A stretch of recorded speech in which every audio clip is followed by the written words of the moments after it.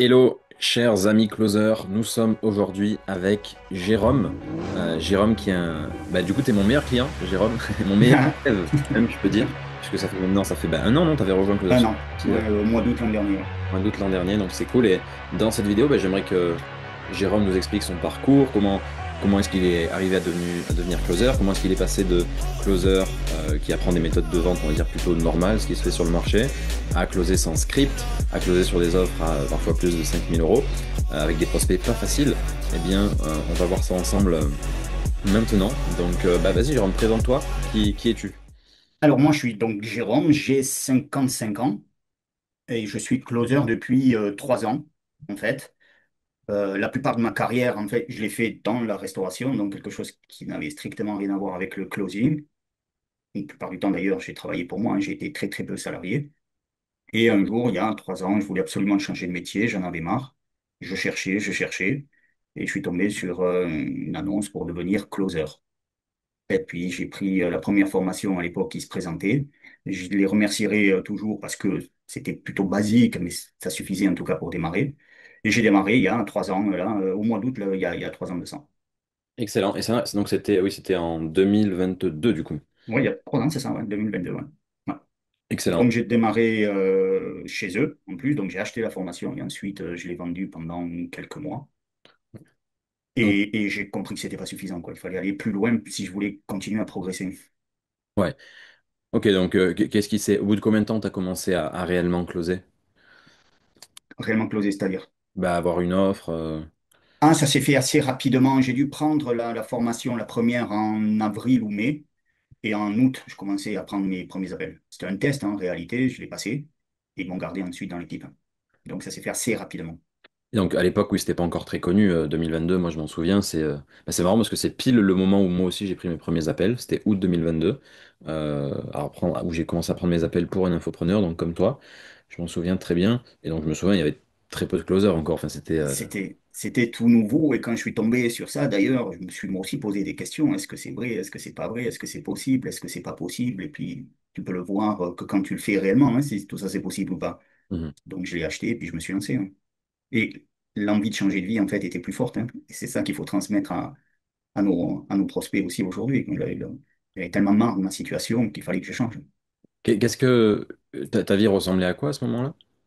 J'avais repris un boulot de salarié dans la restauration, dans une grande marque, chez Hippopotamus, hein, je peux le dire. Ah Hein. oui. Ah oui. Ouais, ouais, ouais. Mais ça a duré, au bout de 6 mois, j'en pouvais déjà plus, quoi. Ça a duré 6 mois, vraiment, j'en pouvais plus, quoi. Et c'est Hippopotame. là où j'ai commencé à chercher à faire autre chose. Donc, bah, tu cherches du trading, copywriting, déjà, en fait, toutes ces e-commerce et toutes ces offres-là, je ne sentais pas trop. Et les algorithmes étant bien faits, je suis tombé sur un closing. Et puis voilà, j'ai dit, allez, essayer, c'est parti. T'avais déjà été dans la vente à l'époque? T'avais déjà fait de la vente? Jamais. Et je m'en sentais pas capable du tout.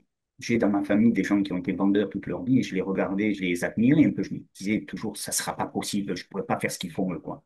Hmm. Donc non, pas du tout, à part vendre un café supplémentaire ou un dessert supplémentaire, mais c'est pas de la vente, quoi. Ouais. Et comment tu t'es lancé, du coup, tu t'es dit, bah, je vais faire du closing, pourquoi pas? En effet, le copywriting, le trading, enfin, il y a plein d'autres activités, quoi. Pourquoi tu t'es dit, je vais faire ça? Pour des raisons techniques, le trading, si t'as pas une certaine somme à la base à mettre en trading pour gagner sa vie, c'est compliqué. Le copywriting, c'était vraiment les tout débuts. C'était ça qui me semblait le plus accessible rapidement, quoi. Ouais, le reste, Faire c'est encore. gagner, rester à la... Et puis c'était le truc, alors bon, trading, copywriting, tu restes à la maison, mais c'était aussi rester à la maison. Je ne pouvais plus le matin, enfin, en plus en restauration, tu as des coupures, il faut rentrer, tatati, tatata. Enfin là, je me suis dit, bon, même, en fait, même si les chiffres qui m'annoncent ne sont pas réels, même si tu fais la moitié en restant à la maison, ça sera déjà pas mal. Ouais, je comprends. Et donc, qu'est-ce que t'as noté quand t'as commencé le closing normal? Enfin, comment est-ce que t'as appris le closing au début? Je suis curieux. Parce que moi, je me souviens bien, en 2022, j'étais avec mon premier coach qui s'appelait Cameron. Euh, on apprenait le closing en mode. Aux États-Unis, c'était plutôt, on apprenait des choses pas forcément trop utiles, tu vois, des trucs du style la persuasion, le body language, des trucs comme ça. Toi, comment est-ce que t'as, enfin, pas trop utile, du moins très micro. Toi, qu'est-ce qu'on t'a enseigné au début? Je suis curieux en 2022. Nous, on avait ce qu'on appelait le script magique. Hmm. On avait un script, hein, tout simplement, faire passer le prospect par différentes phases. avec quelques phrases extraordinaires qu'il fallait sortir au moment où il fallait les sortir. Et puis voilà, après, donc, on apprenait aussi un peu le traitement des objections, bien sûr. C'était un peu du par cœur, quoi. Mais c'était les bases, il fallait bien commencer quelque part, hein, de toute façon. C'était les bases pour débuter, mais non, on avait un script, ouais. Ouais. Et chose que j'ai suivie pendant des années, hein, d'ailleurs, hein, faut pas se raconter l'histoire. J'ai suivi cette structure pendant des années. Ouais. Comment, comment ça s'est passé du coup de 2021 à 2000, pardon, 2022 à 2024? Comment ça s'est passé pour toi? Quel genre de commission tu as réussi à atteindre? Quel genre d'offre tu as réussi à avoir? Comment tu te sentais même vis-à-vis de ce que tu faisais, des prospects, etc. Je suis curieux. Pendant les deux. Alors, ouais, pendant 2 ans, donc j'ai travaillé les 8 ou 9 premiers mois sur cette offre de closing. Je me suis aperçu très vite que je bloquais, quoi, que j'arrivais pas à progresser en réalité. Et ça, j'aime pas ça. Donc, j'ai commencé à prendre une autre formation aussi en closing, commencé à me renseigner sur ce qui allait exister pour continuer à progresser. J'ai changé d'offre, je suis parti sur de la bourse. Qu'est-ce que j'ai fait d'autre? J'ai fait une espèce de e-commerce. Enfin, j'ai fait des choses comme ça où en fait, je sentais bien qu'il y avait un plafond, quoi. J'arrivais pas à être à l'aise dans les appels, à m'adapter à chaque prospect, à comprendre pourquoi il était là. Euh, je gagnais ma vie, et c'est pas d'ailleurs pour moi qu'une question d'argent, c'est une question d'être bon dans ce qu'on fait. Et si tu es bon dans ce que tu fais, quel que soit le domaine, en général, l'argent, il arrive derrière. Et là, ben, j'arrivais pas, je bloquais. Je bloquais, et j'étais en dents de scie, quoi. Un coup, j'arrivais à faire des mois à 4 5 000, et puis le mois dernier, le mois d'après, c'était 1 000. J'arrivais pas à me stabiliser, quoi. Et ça, c'était avec le second coach, la seconde formation? Seconde formation, j'en ai même pris une troisième, Ok. où en fait, bon, tout ça, ça s'améliore au fur et à mesure. Évidemment que j'ai progressé aussi, mais pas suffisamment, parce que les structures, grosso modo, les structures restaient les mêmes, quoi. Les structures d'apprentissage. Ouais. Hier, j'ai eu une personne en rendez-vous là, et elle était un peu terrifiée parce que elle était actuellement sur une offre sur laquelle la manager lui imposait un script. Mhm. Et elle avait déjà closé avec un script et ça se passait bien pour elle, mais cette fois-ci, ça se passait mal. Et en fait, ce que je lui ai fait comprendre, c'est que tant qu'elle apprenait pas ce que c'est que la macro du closing, c'est-à-dire de quoi est-ce que j'ai réellement besoin pour closer un prospect, en fait, parce que un script, on appelle ça un script parce que ça te fait passer par des étapes qui vont faire que le prospect se close, du moins dans X% des cas. Donc en fait, il faut comprendre ça, parce que si tu comprends ça, tu n'as plus besoin vraiment de script, tu as juste besoin de savoir ce dont tu as besoin pour closer ton prospect. Mhm. Donc, et donc là, ce que tu dis, Jérôme, c'est j'ai fait une première formation, donc ça c'était la base, puis j'ai continué à me former encore 2 fois juste après, mais je comprenais toujours pas vraiment la macro du closing, c'est-à-dire, putain, mais de quoi est-ce que j'ai besoin au final pour closer un prospect? Exactement Qu'est-ce ça. qui fait que le gars va me dire oui à la fin en fait? C'est ça, parce qu'ils arrivent tous, quand ils viennent, c'est qu'ils ont un problème à régler, parce qu'autrement, bah, ils ne seraient pas là. Ils n'aiment pas la vie qu'ils ont, ou ils veulent en tout cas l'améliorer. Et à la fin, c'est, mais je vais réfléchir, attends, je dois en parler à Pierre-Paul Jacques, ma femme, mon mari, etc., etc. Mais attends, mais tu m'as dit depuis le départ, oui, mais en fait, on ne va pas au cœur du problème. J'allais pas assez suffisamment, je creusais pas assez. Là, parce que j'étais enfermé dans ce script qui me faisait passer à la phase suivante sans vraiment taper là où il faut taper, quoi. En fait, les conversations sont donc surfaciques parce que on s'en rend pas compte hein, quand on est. Est-ce que tu t'en rendais compte? Non, on s'en rend pas Non, compte. Parce que non. pour toi, tu fais ce qu'il faut faire, c'est-à-dire passer d'une question à une autre. C'est Et le, ça. le problème de ça, c'est que notre cerveau, comment est-ce qu'il réfléchit? Il pose une question, puis on écoute, puis au bout de 5 secondes, on arrête d'écouter, et on se dit, OK, qu'est-ce que je vais pouvoir dire juste après? Et le problème de ça, c'est que bah, on n'est pas curieux. C'est qu'on passe à côté de plein d'informations qu'on aurait pu aller chercher en étant beaucoup plus curieux. Et au final, bah, les objections qui sont sous la surface, en fait, c'est un peu l'iceberg sous l'eau, hein. On les voit pas Mhm. arriver et puis elles nous arrivent en pleine tronche à la fin de l'appel ou dans le pitch. C'est ça. Ça close pas, Et quoi. tu as des appels qui durent 1 heure et demie ou 2 heures, et puis finalement, à la fin, on te dit quand même, je vais réfléchir, quoi. Et tu ressens Donc, que c'est impossible à closer, parce qu'il y a ça aussi. c'est ça. Il y a faire des appels d'1 heure et quart, 1 heure et demie, où voilà, ça durait un peu plus longtemps parce que tu es face à un prospect qui a voilà, beaucoup plus de travail à faire sur lui, beaucoup moins conscient, etc. Et à la fin, il est closable parce qu'on a eu vraiment la conversation qu'on devait avoir. Et il y a les prospects de 1 heure et demie ou 2 heures où tu sens que à la fin, tu frappes tu fais du shadowboxing, quoi. Tu frappes dans Mhm. l'air, tu vois. C'est ça, exactement. Ouais. Ou de Donc, l'air guitare, hein, raconte. ouais. Exactement. Et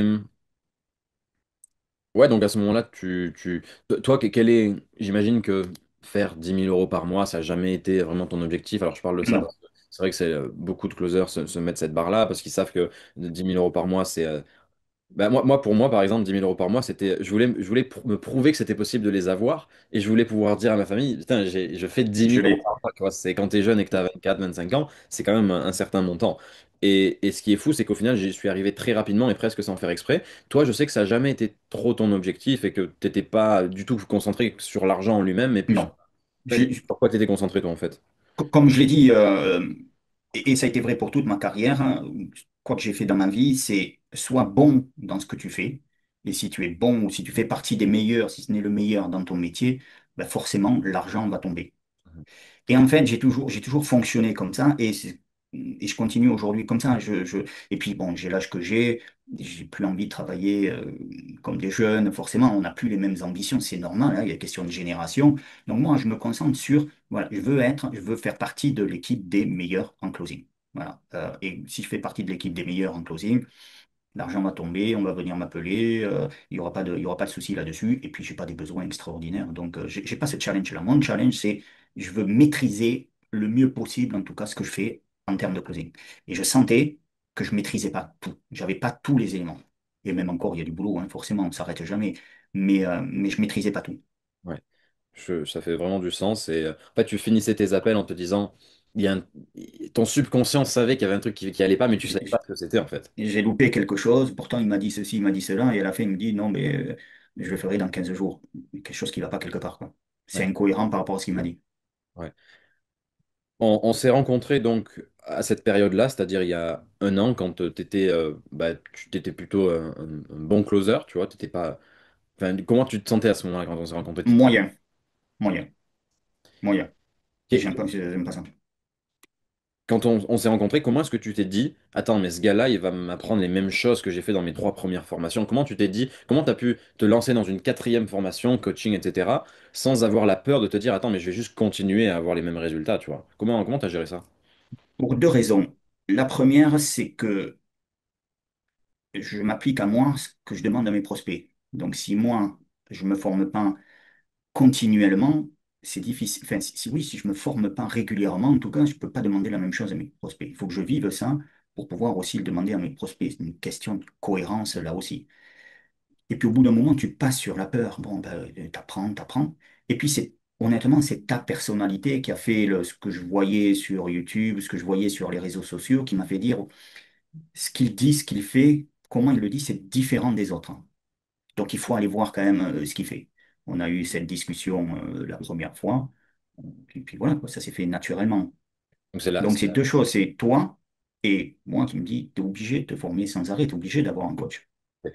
c'est la singularité de ce que tu voyais que je faisais qui t'a motivé. Exactement. Et quel est le premier truc qui t'a marqué? On va parler de l'évolution, du taux de closing, de ce que tu sais faire maintenant qu'avant tu savais pas faire, etc., qui est super important bah, pour les closers qui regardent cette vidéo. Mais quel est le truc qui t'a le plus marqué que tu as eu chez Closers University, mais que tu n'avais jamais eu chez les autres formateurs? Parce qu'au final, tu as fait les plus gros formateurs, on va pas donner les noms parce qu'on va Mm. pas forcément leur faire de pub, mais ouais, tu as fait les plus gros formateurs du marché. Tu arrives chez moi, j'avais à l'époque littéralement eu 15 clients, 20 clients, tu vois, c'était rien du tout. Qu'est-ce que tu as eu chez nous que tu n'avais jamais eu ailleurs en fait? Je suis curieux. Qu'est-ce qui t'a le plus marqué quand tu as commencé à prendre la vente sans script? Euh, c'est d'abord, oui, le fait d'apprendre à closer sans script, le fait que toi-même tu t'es formé avec les meilleurs aux USA et que tu nous donnes tout ça, je pense que le premier coaching auquel j'ai assisté chez toi, on a écouté un appel d'un de tes mentors américains. C'est différent, c'est tout simplement différent. Tout ce que j'avais fait, trois formations avant toi, j'avais jamais entendu ailleurs ce que toi tu nous dis. Jamais. Tu veux dire peut-être par là que je suis très sans filtre avec vous, que j'ai pas de retenue de valeur et que c'est très atypique ce que je peux vous donner. Mais qu'est-ce qui est au final atypique? C'était ça aussi la question. C'était qu'est-ce qui était différent, mis à part le fait que je vous enseigne les plus grosses pépites que j'ai pu apprendre aux États-Unis, que les standards en effet que j'ai eu étaient très élevés parce que quand t'as En fait, et je coupe 2 secondes le sujet, mais ce qui Mhm. fait que j'ai rapidement eu ces résultats, c'est aussi que j'étais entouré de gars qui avaient des résultats de fou, tu vois. Quand tu as 24 ans, 25 ans, tu finis dans un programme où tu vois des jeunes à 20 ans qui font 20 30 000 euros par mois. Forcément, c'est pas comme quand tu es sur le marché francophone et que tu vois Janine en train de faire ses 1000 ou 2000 euros par mois et ses clauses, de se prendre les doigts et réfléchir, et voir ton coach ou mentor qui, son meilleur mois, c'était 10 15 000, un truc comme ça. Tu vois, c'est pas Mhm. la même chose. Ouais. Les standards sont complètement différents, quoi. Et ça, c'est sûr que je voulais apporter. Mais ouais, qu'est-ce qui t'a marqué dans le contenu que tu as pu avoir, les premières étapes de commencer à coller les Qu'est-ce qui t'a marqué dans tout ça? C'est aussi, comment dire ça, c'est aussi tout le côté développement personnel qui est pas peu abordé ailleurs, voire pas du tout abordé ailleurs. On doit être nous aussi la checklist. Je- Personne ne m'avait jamais parlé d'une checklist auparavant. Il n'y a peut-être pas un élément particulier, mais c'est tous ces éléments ajoutés les uns aux autres qui font que oui, c'est différent. C'est, c'est ta personnalité aussi. Euh, Quand tu dois nous dire quelque chose, tu nous le dis et c'est normal, hein, j'ai aucun souci là-dessus. Vous me Euh, payez pour ça, hein, vous me payez pour que je vous mette. oui, oui, voilà, on est là pour progresser, donc quand ça va pas, il faut le dire aussi, bien sûr. C'est tous ces petits éléments ajoutés les uns aux autres qui font vraiment la différence. Combien tu dirais que le développement personnel représente depuis que tu apprends la vente sans script et que voilà, t'es dans ton parcours pour devenir un des meilleurs closers au monde, parce que c'est le but, avec ces méthodes-là et c'est possible. Combien tu dirais en proportion, combien ça représente pour toi le développement personnel dans les coachings qu'on fait, dans le programme, dans même ta vie de tous les jours pour être encore meilleur, quoi. C'est en proportion, c'est compliqué de dire, mais c'est énorme. C'est énorme. Ouais, c'est Parce que comme 50% au minimum, quoi. au minimum, voilà. Au minimum. Au minimum. C'est forcément, c'est important de se développer soi-même, d'adopter une certaine stature, d'avoir une certaine tranquillité. Ben, c'est ça aussi qu'on transmet à nos prospects. Il faut avoir ce calme, que j'ai pas toujours d'ailleurs, mais il faut essayer d'avoir ce calme, parler tranquillement, être sûr de ce que tu dis, de comment tu le dis, de poser les bonnes questions. Tout ça, c'est aussi du développement personnel, bien sûr. Ouais. Et ça, un script, ça te permet pas d'avoir ça, quoi. Parce que tu es un robot, en fait. On vous fait un petit cadeau avec Jérôme, on vous passera quelques minutes d'un des appels là, qu'il a fait il n'y a pas longtemps pour que vous voyez en live ce que ça donne de se développer personnellement, d'avoir une certaine maîtrise émotionnelle, de savoir d'être tout simplement détaché. Vous verrez ce que ça donne en live, dans un vrai appel. On vous passera un passage d'un appel de Jérôme. Vous pourrez mettre en tout cas des, des- des images dans votre tête sur vraiment ce que ça fait d'atteindre ce niveau-là. Ça va être cool. Et qu'est-ce que quand tu vois aujourd'hui des closers, pas forcément débutants, mais des closers qui n'ont pas justement ce côté dev perso, ce côté devenir meilleur, closer sans script, qu'est-ce que tu te dis quand tu vois maintenant un closer, on va dire lambda, quoi, les closers, un closer normal? Je me dis qu'ils ont du boulot. Je me dis que on traite de l'humain quand on est closer, que donc ben, l'apprentissage, il est jamais fini. Jamais. Pas de on a des avatars qui se ressemblent, mais les prospects, les uns après les autres, sont quand même tous différents. Ils ont tous des histoires différentes. Et qu'il faut continuer nous-mêmes à se développer, continuer à apprendre tous les jours, tous les jours. Moi, tous les jours, c'est un truc que tu nous as appris que je faisais pas du tout. Tous les jours, j'essaie, sinon d'apprendre quelque chose de nouveau, en tout cas, de faire quelque chose qui va m'améliorer en tant que ou humain ou closer.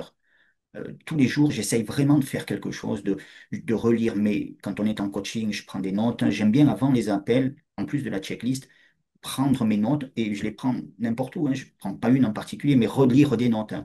Ou me dire avant un appel, là, tu vas aller être encore plus curieux. Tu vas travailler sur tel aspect ou tel aspect. Et tous les jours, c'est du boulot, hein. Faut pas rêver, hein. Ça vient pas du jour au lendemain. Mais si on veut gagner sa vie, et être parmi les meilleurs, bah, il faut travailler. Il n'y a pas de secret, quoi. Est-ce que c'est pas un peu perturbant, parce que moi ça me perturbe encore de te dire que c'est tellement complexe en fait, le closing comme on fait, là, le closing à étiquette, c'est tellement complexe parce qu'il y a tellement de parts dans le cerveau de nos prospects qui sont complexes à déchiffrer, qu'on a tellement de choses à apprendre. Enfin, parfois ça me perturbe un peu, tu vois, de me dire, putain, mais apprendre encore des choses alors que le truc, t'as poncé le truc dans tous les sens. T'as été avec les meilleurs closers, ils t'ont enseigné l'essence du truc et t'apprends encore des choses. Ça te perturbe pas un peu, ça? Oui, mais c'est excitant aussi. Parce que finalement, tu te dis, moi j'ai fait des tas de métiers, enfin dans la restauration, au bout d'un moment, bah, tu sais, quoi. Et c'est là où en fait j'ai arrêté pour passer à autre chose, parce que si je m'ennuie, ça y est, c'est fini. faut que je passe à autre chose. Là, bah, tous les jours, je crois qu'on entendra dans l'appel, tous les jours, quand je prends les appels, en fait, je suis content quand même, hein, parce que je sais que je vais avoir une vraie discussion, je vais aider quelqu'un, là aussi, c'est quelque chose que tu nous apprends aussi, hein. Bon, il y a la pression du résultat, forcément, on est quand même dans un métier de performance, mais on est là pour aider les personnes. On est vraiment là pour les aider à passer d'une situation qu'ils n'aiment pas à quelque chose qui peut vraiment les aider à passer à une autre vie. Donc, il ne faut jamais oublier ça aussi, hein. Bien sûr que derrière, il y a de la vente, il y a la commission, etc. Mais il ne faut pas que ça soit, qu'on soit obnubilé par ça. On est là pour aider les gens. Et si on est vraiment là pour les aider, a priori, on est dans une vraie démarche sincère, ben, ça passe. Et au moins, ça permet d'avoir des discussions. Ça passe pas toujours, mais on a des vraies discussions. Et d'ailleurs, c'est vrai qu'on n'en a pas parlé de ça, mais est-ce que quelle est selon toi la grosse différence, même en termes d'énergie, de temps que ça te prend? Moi, je sais que quand en 2024 j'ai failli arrêter le closing pour de bon, je sais que c'était parce que j'en avais marre. J'avais tout le temps les mêmes appels en fait. Je Mhm. tirais mes prospects, je prenais directement leur objectif en début d'appel, j'avais pas vraiment de douleur, je tirais mes prospects vers la vente, plus ou moins, je surmontais leurs objections. J'avais beaucoup de leadership et de conviction et tout ça.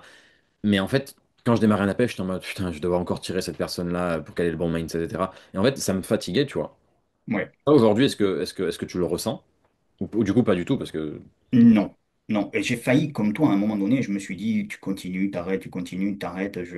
C'est vrai que c'était fatigant, quoi, de toujours aller les chercher, aller essayer de les ramener, hein. Alors que là, on peut avoir de vraies discussions. C'est pas toujours facile. Il faut parfois aller vraiment creuser. Et puis, ils veulent pas te donner, hein. Forcément, ils sont sur la défensive. Donc, il faut passer, faut trouver le bon chemin. Mais on a de vraies discussions tranquille. C'est du boulot, mais c'est beaucoup moins fatigant que d'aller chercher sans arrêt. Mais j'attends les objections, mais là, je leur en mets plein la tronche. C'est fatigant, quoi. C'est fatigant. Complètement. Puis surtout sans avoir des résultats extraordinaires derrière, parce que c'est compliqué d'avoir des résultats en faisant comme ça, quoi. Ouais, bah moi j'arrivais à avoir des résultats, mais comme je te dis, c'était très fatigant. Il y avait quand même des ventes que je perdais, parce qu'à la fin de la journée, il faut jamais.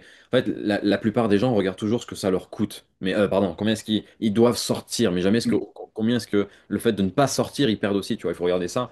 Et en fait, la question à se poser, c'est combien de ventes on laisse sur la table du fait de ne pas avoir des conversations avec nos prospects qui les éveillent sur leur situation, sur le fait de changer, etc.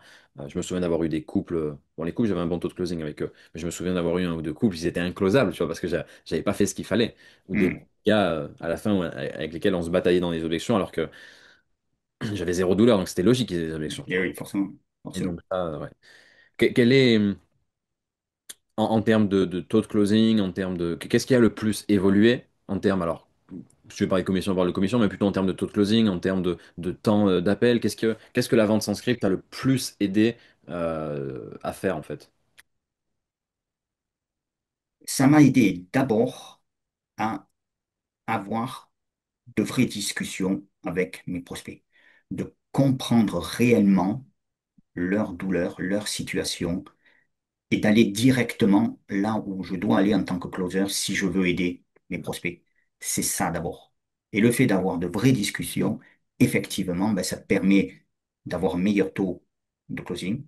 Là, je dois être en ce moment entre 60 et 70, et donc d'avoir de meilleures commissions, forcément. Mais faut pas prendre les choses dans un sens inverse. C'est vraiment d'avoir de vraies discussions. Hier, encore une fois, ça m'est arrivé. Quel est ton plus grand challenge?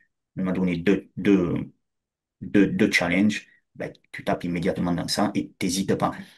Et là où j'ai débloqué quelque chose il y a finalement pas longtemps que ça, c'est tous ces red flags qu'un prospect peut nous envoyer pendant l'appel et sur lesquels à une époque je passais en me disant, bon, c'est pas très très grave. Non, j'entends quelque chose qui me plaît pas, enfin, dont je sais que ça va me revenir dans la tête hein, à la fin de l'appel, et on y va immédiatement. Donc ça, on va directement dans le vif du sujet. Et quel que soit le moment où ça arrive, hein, si ça arrive au bout de 5 minutes dans l'appel, ben, on y rentre immédiatement. On n'attend pas de passer à telle ou telle phase du script. On y va directement. Et ça, cette vente sans script, ça permet ça d'être beaucoup plus libre dans l'appel. Il y a des phases par lesquelles il faut passer, bien sûr, mais on s'arrête immédiatement. On écoute, on parle souvent d'écoute quand on est prospect. La vente sans script, ça permet ça de réellement écouter le prospect. Mhm. Vraiment, de se dire, attends là, c'est red flag, warning, on arrête. Ouais. Actuellement, tu as deux offres, c'est ça? Donc, tu as les pilotes d'avion. pour les aider à devenir pilote et tu as l'offre pour thérapeute, marketing. C'est ça. Quelle Mm. est sur laquelle tu as le plus gros taux de closing actuellement? Celle sur laquelle tu Ch- arrives à le mieux closer? Alors, on s'est structuré, on vient de se structurer avec des setters triageurs chez les pilotes, hein. Ça commence à s'améliorer, mais en réalité, là où il y a le meilleur taux de closing, c'est pour l'instant, c'est chez thérapeute. Et je sais que il y a quand même quelques mois, ou du moins quand on s'est rencontrés, c'était pas si facile cette offre. Qu'est-ce qu'il y a? Déjà, combien tu penses de taux de closing tu as pris? Parce que je sais que c'était pas une offre facile à closer. Ah, je suis passé de 30%, hein, le mois dernier, j'étais à 80% sur cette offre. Ok, donc tu as pris genre, tu as doublé voire triplé ton Ah taux de ouais, closing. ouais. Qu'est-ce qui a qu'est-ce qui a changé? Qu'est-ce qu'avant tu faisais pas? Qui était le problème qui fait qu'il y avait des objections qui étaient insurmontables à la fin? Qu'est-ce que tu as changé pour réussir à fumer ces bons vieux thérapeutes? Au surfacique, hein, tout simplement. Pas rentrer dans la réelle cause de pourquoi ils en sont là où ils en sont. Tout simplement. On rentre vraiment dans la douleur. C'est la douleur d'être dans telle situation qui va les faire passer à l'action. C'est pas leurs objectifs. C'est quelle est ta douleur? Et on rentre réellement là-dedans. On a de vraies discussions d'humain à humain, des choses parfois même intimes, hein, surtout chez les thérapeutes. On rentre dans l'humain. On crée cette confiance. Et les gens se laissent aller. Et à la fin, ils ne peuvent pas te dire non. S'il n'y a pas le côté financier, forcément, ça se règle aussi pendant l'appel, mais s'il n'y a pas ce côté financier qui est vraiment bloquant, bah, ils passent à l'action. Quand tu dis 80% de taux de closing, donc c'est 80% de taux de closing sur tous les prospects que tu pitches. On est d'accord. Pitch, absolument. Oui, oui. Je pitch pas s'ils sont pas prêts à passer à l'action. Si je sens que ça va bloquer, je pitch pas, c'est pas possible. Ouais. C'est Et, une chose que tu nous as appris toi aussi. C'est pas le pitch qui va les closer, hein. ouais. Et donc tu les pitches quand ils ont un minimum de moyens et que tu sais qu'ils vont pouvoir un minimum acheter même en paiement plan. Mhm. Quand, ouais, quand ils ont la mentalité pour réussir à avoir de bons résultats. Donc tu dirais qu'il C'est ça. y en a combien que tu pitches pas parce qu'ils n'ont pas la mentalité et parce que vous êtes pas, vous êtes juste pas alignés. Il y en a pas beaucoup, logiquement. Non, non. Parce que le Bon, but, toi, c'est de les aligner. C'est toi, tu es là pour justement les upgrader limite. c'est ça. C'est ça. Il y en a quoi? Il y en a un Et, sur 10, 2 sur 10 ou même pas, un sur 20. ouais, ouais, ouais, je dirais 2 sur 10 à peu près, ouais. 2 sur 10 qui sont, chez les thérapeutes, c'est souvent un côté financier, c'est pas tellement un côté, ils n'ont Non, pas on envie. enlève le côté financier. Si Ouais, on bah enlève le alors, côté financier, il y en a combien? Parce que le financier, hum, ouais, c'est sûr que. ouais, c'est un sur 10 peut-être que j'arrive pas à débloquer, quoi, pendant l'appel. Donc c'est oui, donc c'est quand même c'est un vrai taux de closing à 70-80%, quoi. C'est Ouais, pas, c'est ça. Oui, oui, ah oui, oui, non, oui, oui. je dis pas que ceux qui ont genre 20K sur leur compte en banque. J'en ai pas, j'en ai pas de toute façon, qui ont 20 cas sur leur compte, hein, donc, Très bon. Bah, écoute, qu'est-ce que toi tu voudrais. Est-ce que toi tu voulais dire quelque chose aux closers qui vont regarder cette interview et qui ont sûrement pas encore le niveau qu'ils pourraient avoir? Est-ce que toi tu as envie de leur dire quelque chose ou. ouais,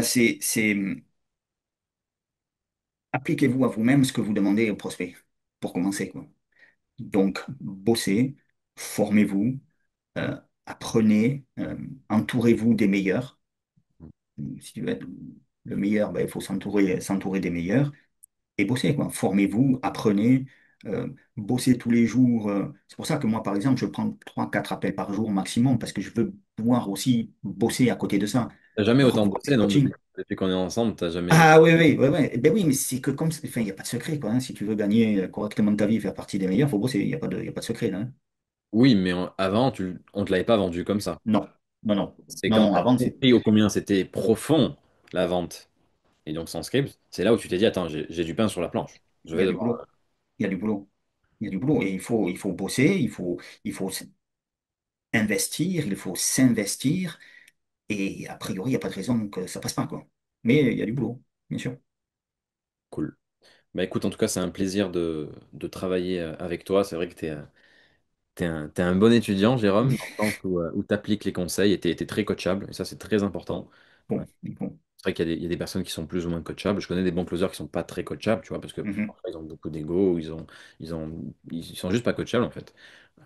Toi, tu es très coachable et donc c'est clairement ça aussi qui a permis que que tu progresses comme ça et que tu atteignes d'aussi bons scores. Donc, Mm, mm. juste, je terminerai l'interview par quel est ton prochain challenge? Est-ce que tu as prévu d'aller aux États-Unis? Là, je sais que j'ai un ou deux clients qui commencent à aller sur le marché américain parce qu'ils savent qu'ils peuvent aller chercher bien plus de volume, plus de commissions, plus de tout ça. Est-ce que toi, tu as un challenge particulier que tu aimerais faire là durant les 6 prochains mois ou... ou pas pour le moment? Ouais, je pense qu'un jour, mais pas tout de suite, j'essaierai de rejoindre le marché américain.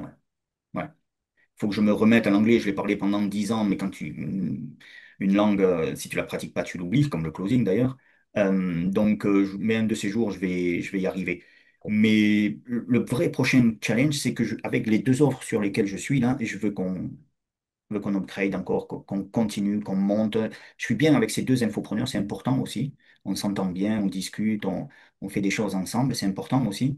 Donc, je veux vraiment leur faire le meilleur job possible. Et après, si vraiment à un moment donné, je sens qu'on arrive au taquet, ben, on verra à ce moment-là. Et le prochain, c'est ça, c'est vraiment stabiliser ces deux offres, que vraiment toutes les semaines, ça rentre, ça rentre, ça rentre. Ça va, je vais te faire un petit cadeau. Je vais te faire un petit cadeau un gros cadeau pour que tu t'améliores en anglais et que tu ailles plus rapidement possible sur le marché américain. Je vais t'envoyer ça juste après. OK. Écoute, merci. On va Avec passer plaisir. de ton appel. Là, tu m'as Oui, beaucoup dit. oui, ouais, bien sûr. Comme ça inspire un maximum de closers à se lancer et à performer comme ça. À très vite. Si tu as tout dit, moi, c'est bon de mon côté. C'est bon pour moi. Allez, en À espérant bientôt. Ciao. que inspiré, aider, mettez en commentaire sur des questions pour Jérôme et puis il pourra venir vous répondre. À Pas de très souci. bientôt. À très bientôt. Jérôme. Ciao. Plus. Ciao, ciao. Bye. Donc moi, ce que je peux te proposer, Mustapha, et même ça va d'abord t'engager un petit peu envers toi-même, et ça va, je comprends que tu en discutes aussi avec ta femme, mais ta femme, est-ce qu'elle a envie que tu réussisses ou elle a envie que tu restes prof? Ma femme au sens complet. Ok. Ça n'a rien à voir avec ma femme.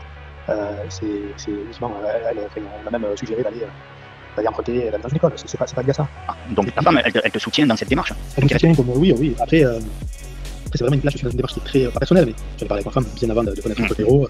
Tout ça, pour moi, je peux pas te donner une réponse là maintenant. Je ne vais pas te demander une réponse, Mustapha. Je vais juste te proposer quelque chose qui va faire que ce soir, quand tu vas te coucher, tu seras différent de maintenant. C'est tout du Mustapha qui a, pour l'instant, pas pris de décision et qui ont fait qu'il fait un métier aujourd'hui qu'il n'aime pas. Ce que je peux te proposer, Mustapha, c'est de mettre simplement un acompte.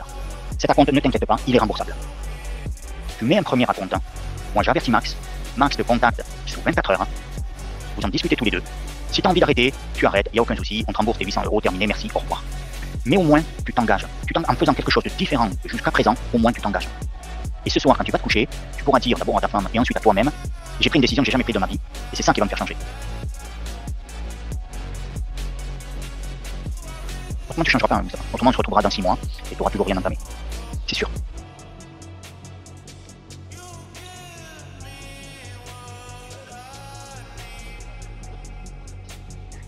Allez, pourquoi pas.